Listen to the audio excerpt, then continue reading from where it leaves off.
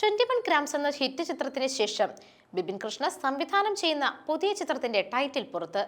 സാഹസം എന്ന് പേരിട്ടിരിക്കുന്ന ചിത്രത്തിൽ സണ്ണി വെയ്ൻ, നരേൻ, ബാബു ആന്റണി എന്നിവരാണ് കേന്ദ്ര കഥാപാത്രങ്ങളെ അവതരിപ്പിക്കുന്നത്.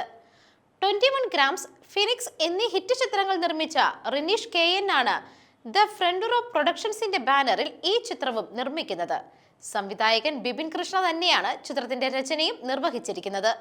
തമാശയും ആക്ഷനും കോർത്തിണക്കി അഡ്വഞ്ചർ മൂഡിൽ കഥ അവതരിപ്പിക്കുന്ന ചിത്രത്തിൽ ബൈജു സന്തോഷ്, യോഗി ജാപ്പി, ശബരീഷ് വർമ്മ, സജിൻ ചെറുകയിൽ, ടെസ ജോസഫ്, ജീവ ജോസഫ് എന്നിവരാണ് മറ്റു പ്രധാന കഥാപാത്രങ്ങളെ അവതരിപ്പിക്കുന്നത്.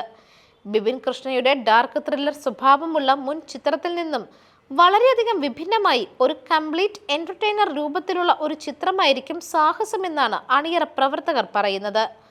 അനൂപ് മേനോനെ നായകനാക്കി ബിപിൻ കൃഷ്ണ ഒരുക്കിയ 21 ഗ്രാംസ് 2022 പുറത്തു വന്നത്.